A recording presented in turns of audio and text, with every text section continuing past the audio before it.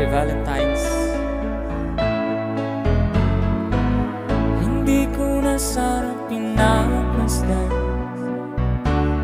ang iyong ganda, at hindi na rin pinansin pa bawat ngiti may gayon. Dahil sa